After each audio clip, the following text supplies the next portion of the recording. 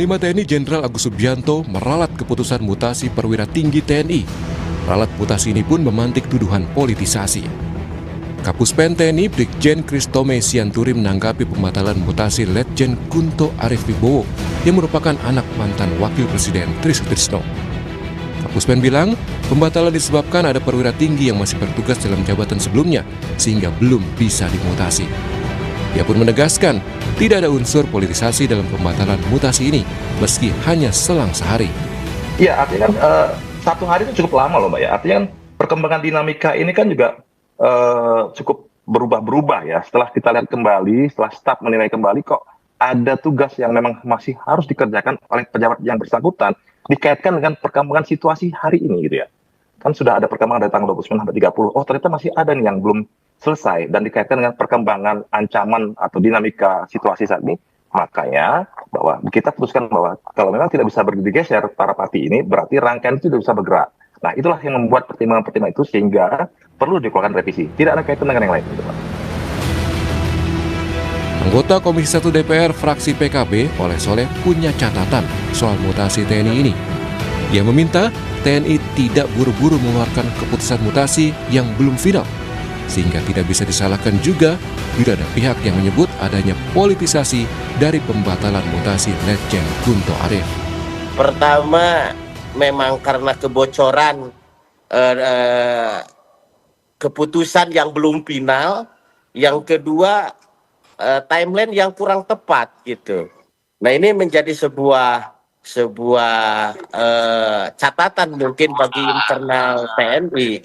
Bagaimana ke depan jangan sekali-kali mengeluarkan sebuah keputusan ke publik yang belum final sehingga menimbulkan multitafsir.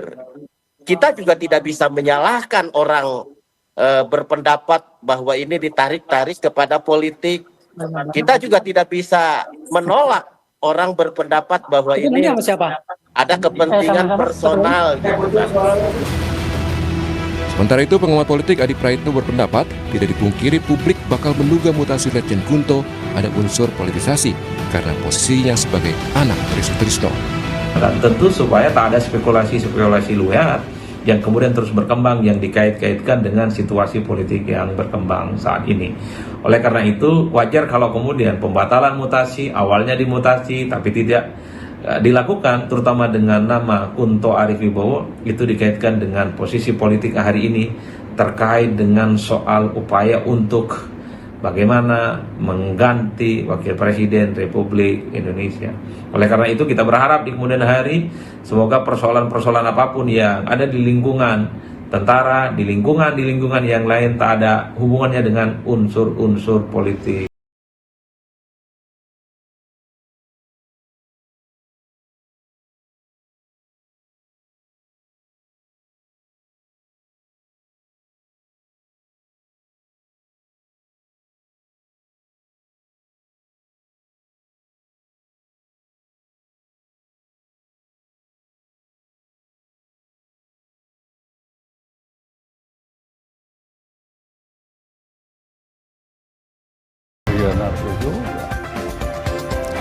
Saudara, pembatalan mutasi Letjen Kunto Arief Wibowo yang hanya berselang sehari pasca diumumkan menduduki jabatan baru membuat publik bertanya-tanya.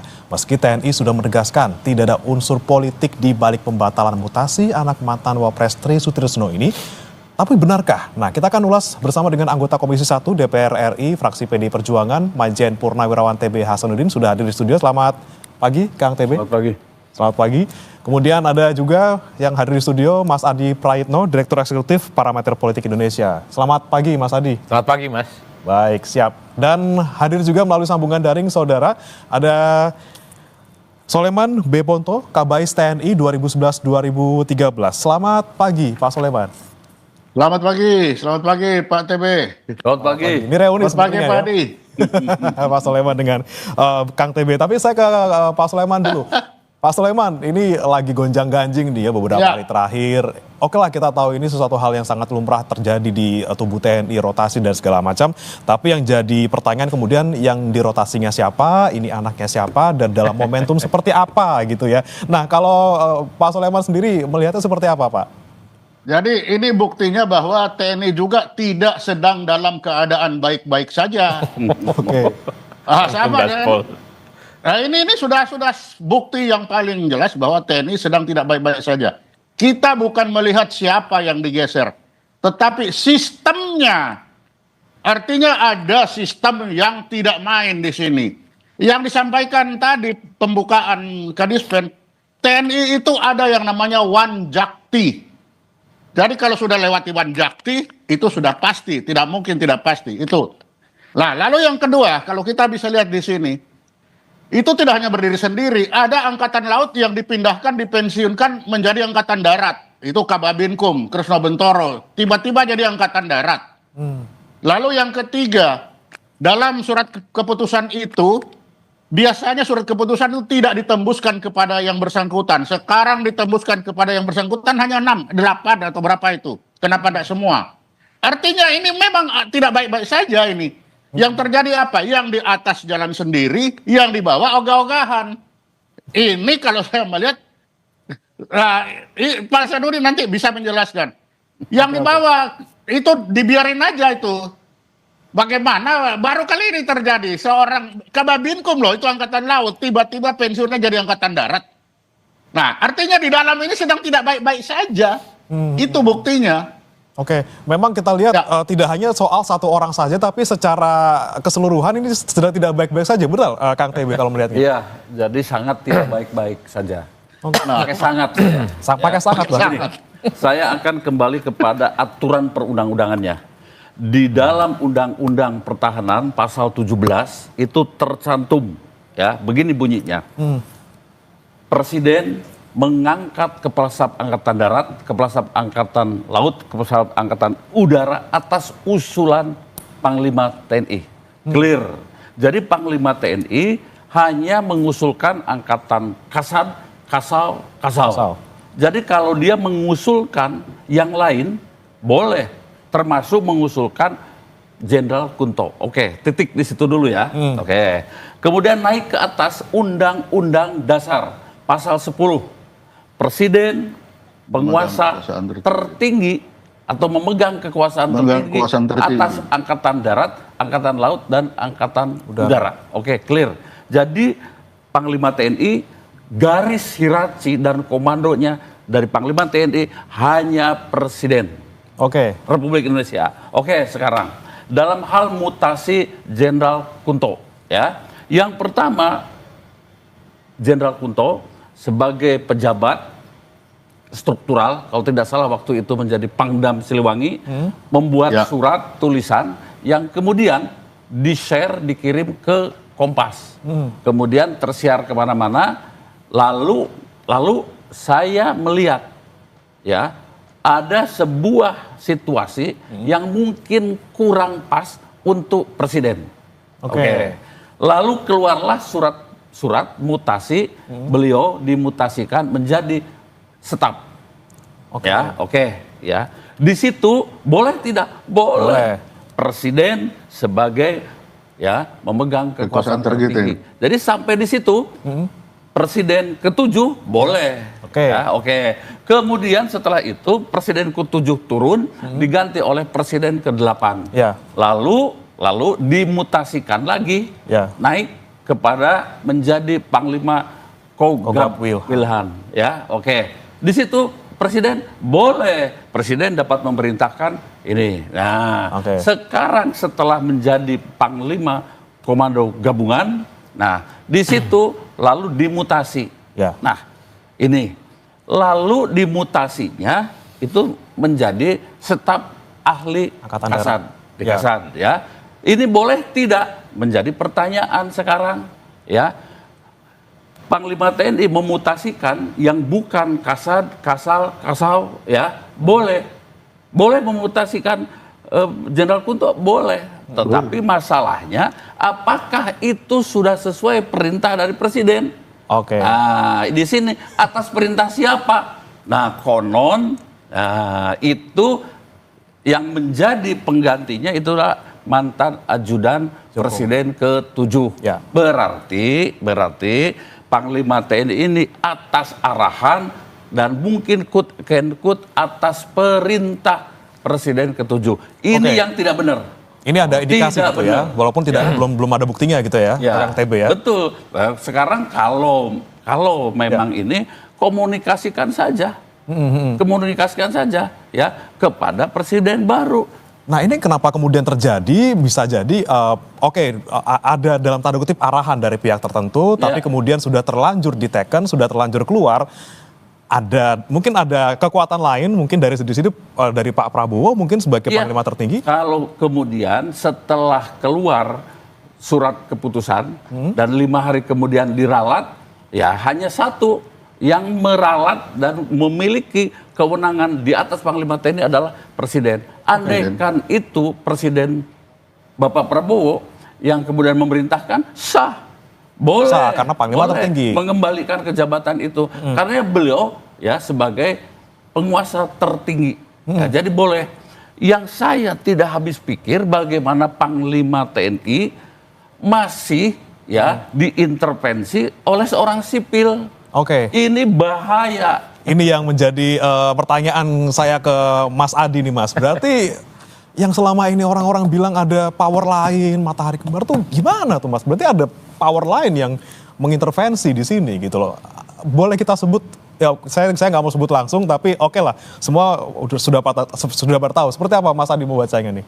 Ya saya kira ingin komentar 2 hal ya. Pertama memang kalau kita membaca survei-survei politik secara umum, bahwa tingkat kepuasan publik terhadap institusi TNI itu tinggi, persis di bawah institusi kepresidenan.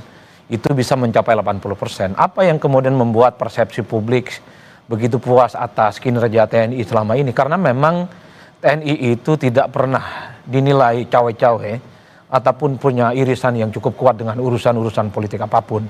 Jadi hanya fokus pada persoalan pertahanan dan keamanan. Itu yang secara prinsip Mas. Tapi yang kedua, saya khawatir apa yang terjadi soal mutasi yang dianulir begitu cepat. Secepatnya ini juga akan menimbulkan bagaimana persepsi yang agak kurang baik ya terhadap TNI secara institusi. Tadi mantan Kepala KBAI sudah bicara, apalagi Bang TB juga menyatakan bahwa ini semuanya sudah tidak baik-baik saja. Kalau kita bicara tentang hal-hal yang sifatnya prinsip sebenarnya, bahwa hal-hal yang sifatnya mutasi, promosi adalah hal yang lumrah, itu semua orang cukup memahami. Ini tentu ada mekanisme internal yang ada di kawan-kawan TNI tentu untuk menghadapi situasi yang berkembang. Tapi kalau kita bicara tentang konteks politik hari ini, ya tentu publik tidak bisa di-stop. Bicara tentang ada irisan-irisan politik yang kemudian tidak berkesudahan. Apapun judulnya, Kunto itu adalah anak dari Wakil Presiden Republik Indonesia yang ke-6. Pak Tris Trisno yang beberapa waktu yang lalu menjadi salah satu purnawirawan yang ikut tanda tangan dan menyatakan sikap terkait dengan upaya untuk mengganti Wakil Presiden. Inilah yang kemudian disebut dengan dilalahnya. Ini kok tiba-tiba anak Wakil Presiden Republik Indonesia namanya Jenderal Kunto diganti dengan mantan ajudan Presiden Republik Indonesia yang ke-7. Hal-hal yang semacam ini bagi saya tidak perlu orang canggih. Tidak perlu misalnya harus punya kapasitas terkait dengan dunia kemiliteran. Ini transparan dan gamblang bahwa ada sesuatu yang sebenarnya tidak selesai. Ini terlalu obvious puzzle-puzzlenya kalau dibilang tidak ada hubungan, sudah terlalu jelas di depan mata gitu ya. Karena begini Mas ya, kenapa? Sipil pun paham bahwa TNI itu adalah organisasi yang sifatnya komando, tegak lurus. Jadi setiap apapun yang dikeluarkan itu pasti sudah terukur, kredibel, dan penuh dengan kehati-hatian. Coba bisa dibayangkan, baru ada keputusan sehari soal mutasi, tiba-tiba besoknya dianulir. Ini tentu tidak TNI banget. Kalau sipil melakukan ini mungkin biasa, karena sangat dinamis dan sangat demokratis. Kalau ini terjadi pada institusi TNI yang memang zero kesalahan, itu tentu wajar kalau kemudian orang bicara ada sesuatu yang melampaui hal-hal teknis yang sering kita dengar. Oh ini soal mutasi biasa, ini terkait dengan kebutuhan organisasi, karena ada kegentingan, karena ada kebutuhan dan seterusnya. Kan publik juga ingin tahu sebenarnya apa sih tantangan bangsa dan negara yang dianggap penting dan genting sehingga mutasi itu hanya berjalan dalam waktu sehari. Ya dong, sipil pun juga siap loh kalau bicara tentang kepentingan bangsa dan negara. Hal-hal yang penting misalnya kalau mungkin ada ancaman dari negara lain, ya saya pun sebagai sipil siap dong, tegak lurus membela bangsa dan negara. Tapi atau mungkin gitu? ada daerah-daerah yang bergejolak, mutasinya dibatalkan, mungkin cukup rasional. per hari ini anasir-anasir ke arah itu tidak ada. Oke. Maka wajar kalau kemudian satu-satunya argumen yang kemudian per hari ini menjadi percakapan publik, ya ini ada dikaitkan dengan soal usulan sejumlah purnawirawan. Di situ ada Pak Tri Sutrisno yang kebetulan juga mengusulkan pernyataan soal pergantian wakil presiden. Terlalu jelas ini ya. Oke, Pak Soleman. Pak Soleman, Anda melihatnya ini kan benar-benar SK-nya tanggal 29 dimutasi, kemudian sehari kemudian SK tanggal 30 keluar. Ini pernah terjadi tidak sih di TNI? Kalau kata Mas Tadia tadi tidak pernah, kalau di TNI seperti apa? Nanti pertanyaan sama juga saya tanyakan ke Kang TB. Ya, kalau masalah itu pernah kan kita ingat dulu Pangkostrat hanya 17 jam. 17 jam itu kan tekanan politik. Ini sama saja. Jadi kalaupun ada ini sehari, kalau tidak ada tekanan yang besar tidak akan mungkin ini terjadi. Kenapa? Karena TNI selalu melewat namanya Wanjakti. Keputusan Wanjakti itu tidak pernah berubah. Tapi kalau sekarang artinya Wanjakti dilewati. Kalau Wanjakti sudah dilewati, artinya sistem yang ada kuat di dalam ini sudah rusak sekarang. Dan kerusakan ini kita bisa lihat lagi bagaimana yang membuat surat perintah itu juga ogah-ogahan. Apa itu? Ya Kababinkum yang angkatan laut tiba-tiba jadi angkatan darat. Lalu ke bawahnya lagi, tembusan yang harusnya tidak perlu sampai yang bersangkutan, ditulis yang bersangkutan. Artinya apa? Yang bawah ini ogah-ogahan, yang atas juga sudah asal jadi. Pokoknya siapa saja yang bisa memerintahkan dijalankan. Tidak lagi. Dan yang patut diingat, bintang 3 selalu pergeserannya itu atas permintaan atau atas persetujuan presiden sebagai panglima pemegang kekuasaan tertinggi di angkatan darat, angkatan laut, angkatan udara. Pergeseran bintang 3 selalu di bawah diketahui oleh presiden, harus diketahui. Karena itu adalah calon-calon kepala staf angkatan.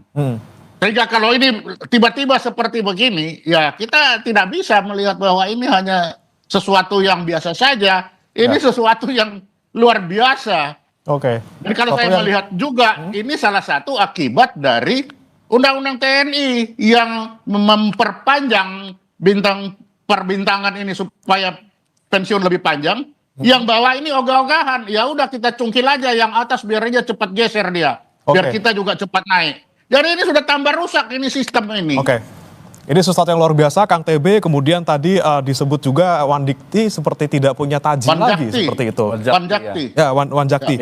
Nah, terus kemudian disangkutkan lagi ke RUU TNI yang ada pengaruhnya. Seperti apa Kang TB melihatnya? Jadi begini ya, kalau RUU TNI ini mohon segala hormat ya, belum ada perpres atau mungkin keputusan-keputusan lain. Jadi kita tidak bisa dulu ya mendiskusikan RUU atau sekarang menjadi undang-undang TNI. Tetapi menurut hemat saya, Panglima TNI ini sudah di luar ketentuan. Ya, contoh saja yang tadi disampaikan oleh Pak Ponto soal pemindahan ya perwira tinggi angkatan laut menjadi perwira tinggi angkatan darat di Kepala Staf Angkatan Darat, ya itu. Yang namanya ya mutasi pada level atas itu ada Wanjakti. Keputusannya itu digodok di staf. Staf itu mulai dari Pabanda. Dari Pabanda masuk ke Paban Madya. Dari Paban Madya masuk ke Paban. Dari Paban masuk ke Waaspers. Dari Waaspers baru ke Aspers. Dari Aspers baru ke Kasum setelah diparap, baru ke Panglima TNI. Masa itu panjang loh Pak. Panjang sekali. Panjang sekali. Kalau mau diikuti, berarti ini dalam keadaan, mohon maaf, pembangkangan menurut hemat saya. Kok ujung-ujung langsung ditandatangani oleh Panglima TNI dan diumumkan? Ini aneh. Dan itu yang namanya surat keputusan SK Panglima TNI juga sederet tembusannya kepada yang bersangkutan. Saya ini 35 tahun menjadi prajurit TNI. Hampir tidak pernah ada, ini mungkin Pak Ponto ya, tidak pernah ada ketika ya saya pindah atau saya naik pangkat ditembusi kepada yang terhormat, misalnya Letkol TB Hasanuddin. Nggak pernah. Nggak ada terima surat. Tidak terima surat. Saya dipanggil oleh komandan saya, lalu apel, kamu mendapatkan kehormatan naik pangkat. Jadi tidak ditulis di dalam itu. Ini gaya apa? Model apa itu? Coba.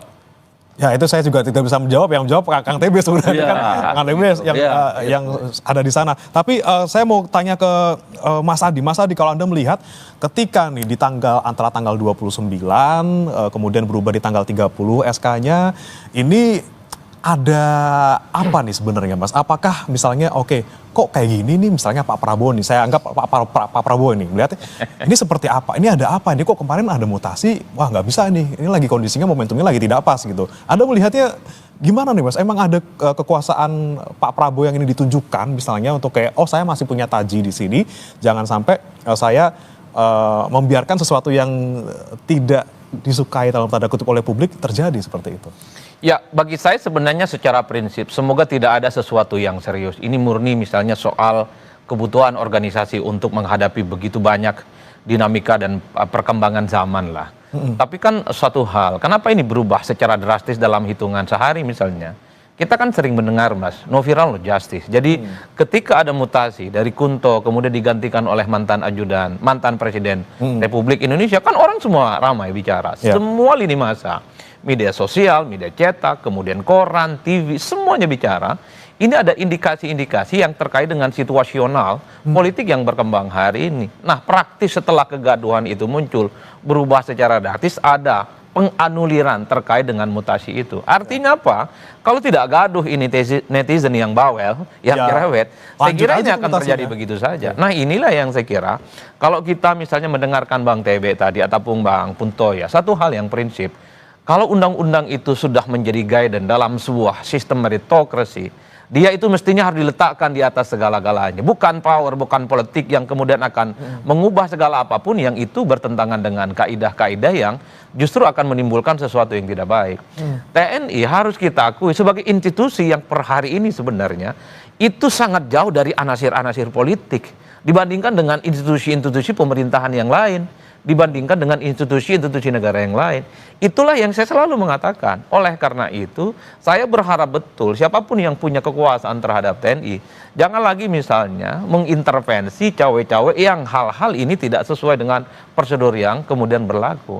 Orang sudah terlampau distrust Mas, terkait dengan lembaga-lembaga ini kan dianggap sebagai selera dari kepentingan-kepentingan politik tertentu. Bukan hanya kondisi normal, kondisi politik juga dikait-kaitkan, kondisi pemilu juga dikait-kaitkan. Kalau begini ceritanya, wajar kalau kemudian publik tidak terlampau percaya pada lembaga-lembaga negara manapun. Oleh karena itu, hal-hal yang semacam ini tentu jangan terulang lagi. Kita tahu bahwa TNI itu memang hidup dan matinya adalah untuk kepentingan bangsa dan negara.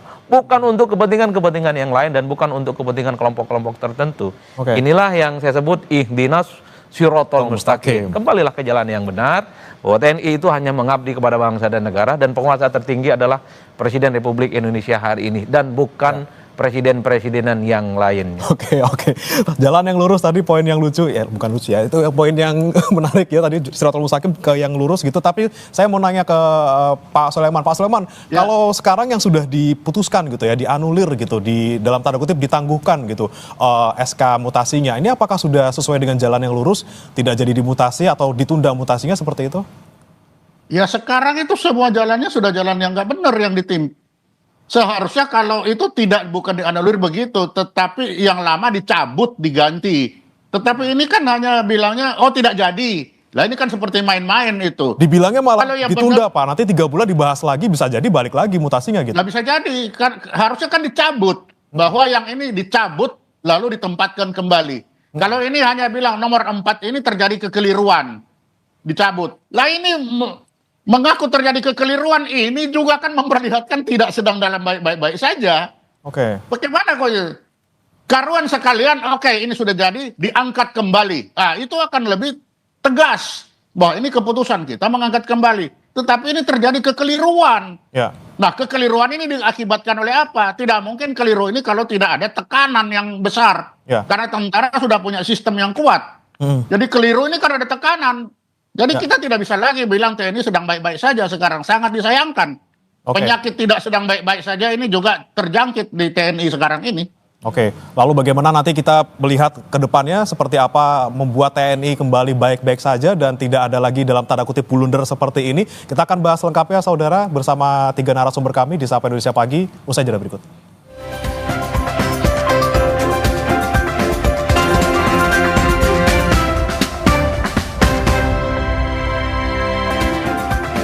Anda kembali di Sapa Indonesia Pagi, Saudara, dan masih bersama 3 narasumber kami. Ada Kang TB Hasanuddin, anggota Komisi 1 DPR RI, kemudian Soleman B. Ponto, KBS TNI 2011-2013, dan juga Mas Adi Praitno, Direktur Eksekutif Parameter Politik Indonesia. Tadi menyambung pernyataan dari Pak Soleman terkait ini kok dia langsung dicabut saja gitu, Kang TB. Kenapa kemudian bahasanya ditangguhkan? Nanti kita bahas lagi selama 3 bulan untuk permutasian ini antara jadi atau enggak seperti Ya, pernyataan siapa itu tadi? Kapus Pen kan? dari Kapus Pen. Akan dibahas 3 bulan lagi.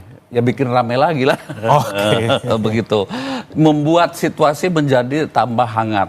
Ya, saya akan kembali lagi ke awal nih ya. Ketika Jenderal Ponto itu membuat surat, itu surat itu kan pendapat. Ya. Di era berdemokrasi sah-sah saja. Dan negara tidak akan misalnya terjungkel hanya karena surat itu, pendapat seseorang. Ya, begitu. Itu kemudian jadi heboh dan kemudian terjadi mutasi awal. Seharusnya Panglima TNI melakukan rapat ya dengan Wanjakti, lalu kalau ini harus ada perintah mutasi bagaimana? Didiskusikan dengan baik. Oke. Begitu. Dan yang kedua juga ya, yang kedua soal Jenderal Kunto itu ya putra dari Pak Tri Sutrisno. Ya. Pak Tri Sutrisno itu kan sudah menjadi masyarakat sipil. Kalau beliau itu berpendapat di era demokrasi sah-sah saja.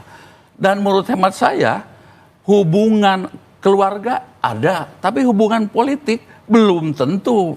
Jadi harus dilihat dulu apakah ada hubungan pernyataannya Pak Tri Sutrisno dengan jabatan beliau ini. Ya. Harus dianalisa dengan baik dan kemudian itu ada jenderal-jenderal dikumpulkan, Wanjakti didiskusikan. Ini bagaimana? Nah, harus seperti itu, harus jeli ya. Jangan tutup mata Panglima TNI. Jadi, oh ya ini tidak ada hubungan dan sebagainya dan sebagainya. Saya khawatir kalau hanya hubungan-hubungan ini banyak juga sekarang kolonel, letkol dan sebagainya. Bapaknya itu jenderal-jenderal yang ikut menjadi kemarin datang dan membuat pernyataan itu. Yang 8 pernyataannya. Itu kan banyak putra-putrinya yang jadi anggota militer. Apa itu juga mau dipermasalahkan? Ya menurut hemat saya harus juga kita diskusikan dengan baik-baik. Apa hubungannya ini dan sebagainya. Jangan kemudian disangkut pautkan. Dan Jenderal Kunto sudah dewasa. Masa mau dipengaruhi oleh orang tuanya, ayahnya dan sebagainya. Itu menurut hemat saya naif banget. Iya. Kalau Mas Adi melihatnya seperti apa nih Mas? Ketika ada gonjang-ganjing seperti di tubuh TNI, Pak Soleman bilang ini TNI sedang tidak baik-baik saja, Pak TB juga mengatakan hal senada. Ini seperti apa nih Mas? Mungkin sebagai secara politik keseluruhan, seperti Anda melihatnya seperti apa? Ya saya kira ini soal timing yang sebenarnya agak kurang pas ya, soal momentum terkait dengan hiruk pikuk pernyataan sejumlah purnawirawan dengan 8 tuntutan. Mungkin kalau soal mutasi yang berubah secara drastis ini terjadi tidak dalam situasi yang kemudian terjadi kekisruhan itu, saya kira tidak akan ada persoalan. Paling ini hanya dianggap sebagai sebuah dinamika internal, bagaimana memang TNI itu sedang melakukan sebagai sebuah regenerasi, mungkin mutasi semacam promosi dan terusnya. Yang menjadi ramai memang ketika dikait-kaitkan dengan situasi politik. Inilah yang saya kira menjadi 2 hal yang berbeda. Satu sisi kalau kita mendengarkan penjelasan dari Kapus Pen TNI, ini hanya internal. Tidak ada kebutuhan-kebutuhan apapun dari segi eksternal. Oke, tidak ada perdebatan apapun, tapi memang di luar itu kita juga tidak bisa menghentikan bagaimana publik selalu mengait-ngaitkan terkait dengan situasi yang berkembang, Mas. Jadi yang ingin saya katakan adalah per hari ini TNI itu secara kelembagaan masih menjadi lembaga yang paling banyak dicintai dan disukai oleh rakyat di seluruh Indonesia. Jadi hal-hal yang dikhawatirkan ini menjadi disrupsi, kemudian mengurangi sikap positifnya, tentu di kemudian hari memang harus menjadi catatan dan evaluasi. Semoga hal-hal yang semacam ini tidak terjadi lagi, dan apapun yang terjadi itu murni hanya kebutuhan soal bagaimana mutasi dan rotasi yang ada di internal, dan tidak ada kaitannya dengan unsur-unsur lainnya. Kan itu saja yang sebenarnya bagaimana suasana kebangsaan kita hidup bernegara itu memang itulah yang saya sebutkan. tetap nyaman, tetap kemudian guyup, dan kemudian tetap bersatu untuk kepentingan bangsa dan negara. Saya kira di situ saja sebenarnya. Oke. Pak Sulaiman, bagaimana nih? Ini sudah terlanjur rame gitu ya, sudah terlanjur basah gitu ya, sudah terlanjur dipersepsikan sama publik seperti itu. Nah, bagaimana kemudian nanti sekali lagi memperbaiki kekisruhan ini yang tadi Anda bilang dari orang awam pun melihatnya ini lagi tidak baik-baik saja TNI seperti itu? Gampang, ganti mesin. Ganti mesin? Ya ganti mesin. Kan rotasinya diganti saja itu. Ya. Karena ini sudah susah kita memperbaiki. Karena kalau memperbaiki ini ya sudah. Di tentara itu selalu kesalahan itu akan ada. Hukuman itu sudah pasti ada. Dan ini sesuatu yang membuat menggoncang negeri ini. Sehingga untuk memperbaiki ya harus diganti baru dulu sistemnya ini. Oke. Kalau tidak diganti baru ya akan begini-begini saja dan tidak akan mengerti. Seperti yang dikatakan Pak Hasanuddin. Ini bukan yang pertama, ini yang sudah kedua kali. Masa apakah kita menunggu sampai yang ketiga kali? Lagu aja bilang jangan sampai 3 kali. Oke. Iya kan? Ya. Kang TB gimana? Dan ini harus segera. Kenapa? Ini sekarang kita dalam situasi tidak baik-baik saja. Ini sudah kedua kali terjadi. Jangan sampai ketiga kali. Makanya harus ada rescue namanya. Harus ada bagaimana rescue ini jalan untuk supaya ini jangan terjadi kembali. Ya tidak mungkin kita lihat tadi apa yang disampaikan ke Dispen tidak cocok dengan apa yang dikeluarkan berdasarkan keputusan Panglima. Kalau keputusan Panglima bilang nanti ini menganulir, Kadispen bilang nanti yang akan datang kita bicarakan lagi. Nah ini kan udah rusak sistemnya ini. Maka kita harus rescue. Ya kita rescue harus secepatnya kita melaksanakan tindakan rescue. Jangan sampai ini tambah rusak ke depan. Kan begitu. Oke, Kang TB langsung ganti mesin atau kita inspeksi dulu motornya atau seperti apa atau diperbaiki dulu sebenarnya? Begini, kalau saya lihat ya pimpinan TNI ini sudah tidak efektif lagi. Mengapa? Ya, jadi mudah diintervensi, mudah dikendalikan dan bukan oleh presiden loh, ya. Oleh di luar kapasitas, ya, bukan siapa-siapa dan non jabatan. Ya kalau misalnya orang sipil masih bisa mengendalikan Panglima TNI, matilah kita. Itu yang pertama. Dan ini bukan yang pertama saja, yang sebelumnya saya juga sangat sedih. Ada sebuah pernyataan yang mengatakan ini kan lagi di TNI lagi dibully lah bahwa akan kembali ke dui fungsi. Tiba-tiba Panglima TNI mengatakan ya bahwa bukan kembali ke dui fungsi, bahkan TNI sudah multifungsi. Ya Allah, saya bilang bagaimana ini menjelaskannya, harusnya kan mengatakan tidak mungkin kami kembali ke dui fungsi. Ya, bahwa ada perubahan-perubahan untuk kepentingan bangsa negara, begitu. Tapi malah disebut sebagai multifungsi. Semakin dari banyak situ saya mulai melihat ini ada banyak hal yang kontraproduktif kalau diteruskan. Jadi saya menyarankan ke publik waktu itu ditanya, ya harus ada evaluasi. Kalau terus-terusan begini, kasihan prajurit-prajurit TNI yang memang namanya sudah bagus dan memang sudah diakui oleh masyarakat sebagai lembaga terbaik di Republik ini. Dipanggil Pak nanti? Bagaimana? Pak Panglima dipanggil ke DPR? Panggil siapa? Dipanggil Komisi 1? Mungkin sudah dipanggil Presiden ya. Sudah. Ya nanti kalau soal Komisi 1 kita diskusikan dulu karena kan ada sebuah prosedur yang harus dilalui. Siap. Saya mau ke Mas Adi lagi. Mas Adi, sekali lagi ini power di luar jabatan dibahas lagi gitu ya. Dan selalu di topik sebelumnya, topik sekali ini kemarin dibahas lagi gitu ya. Ini ada apa sebenarnya Mas Adi? Kita harus gimana sih sebenarnya ini dibahas terus nih soalnya? Ya, kalau saya sih sebenarnya secara prinsip bahwa kehidupan berbangsa dan negara itu memang harus dikendalikan oleh Presiden definitif per hari ini, bukan ada unsur-unsur lain di kekuasaan itu. Itu kan yang sebenarnya menjadi pergunjingan sepanjang 6 tahun pergantian pemerintah. Oleh karena itu saya kira bukan hanya kelembagaan TNI ya, tapi di sektor yang lain tentu saja bahwa Mestinya yang bisa mengorkestrasi, memberikan perintah tegak lurusnya kepada Presiden Republik Indonesia saat ini, bukan kepada yang lain. Inilah yang saya kira menjadi penting. Kalau segala sesuatu yang sudah sesuai prosedur, yaitu cukup dijalankan, cukup itu dilaksanakan. Kalau di luar itu semua, wajar kalau kemudian menimbulkan pergunjingan, kontroversi yang kemudian tidak sesuai dengan harapan publik. Apalagi yang kita bisa harapkan, Mas, dari sebuah regulasi, peraturan kalau tidak ditegakkan di atas segala-galanya. Kalau aturan itu bisa semudah saja diubah, diintervensi, ya kita jangan pernah berharap ingin menjadi sebagai sebuah negara yang maju. Jangan sepelekan hal-hal yang semacam ini, karena juga akan terjadi di tempat yang cuman segini aja, cuman pembatalan sehari 2 hari saja. Bukan.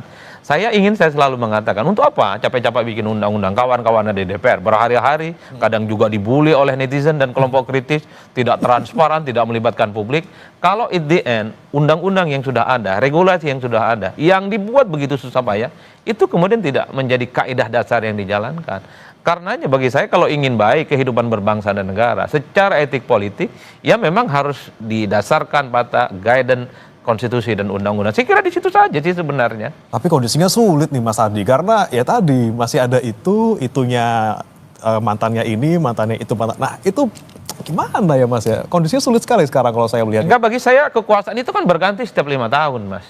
Jadi kalau ada pihak-pihak yang mencoba untuk mengekstrakasi bagaimana kepentingan politik bangsa dan negara, tunggu 2029. Ini berikan kepada presiden yang terpilih supaya mandatnya ini dijalankan. Oleh karena itu bagi saya, di negara manapun, bahwa yang menjadi satu-satunya single power hanya presiden definitif, bukan yang lainnya. Para prajurit itu sudah disumpah setia kepada negara dan undang-undang yang sekarang masih berlaku. Setia kepada negara itu mulai prajurit 2 sampai jenderal. Jadi yang namanya pimpinan TNI ya itu harus setia pada negara. Kepala negaranya itu adalah Presiden Republik Indonesia. Sudah itu saja, pegang teguh. Dan ada aturannya dalam Undang-Undang Dasar dan Undang-Undang Pertahanan dan Undang-Undang TNI. Clear menurut hemat saya. Jadi tidak ada setia kepada mantan. Jadi seperti apa? Seperti ini. Jadi kalau seperti ini pengertian setia, pegang teguh. Jangan menoleh. Seperti apapun risikonya, begitu. Hanya setia kepada negara, itu saja.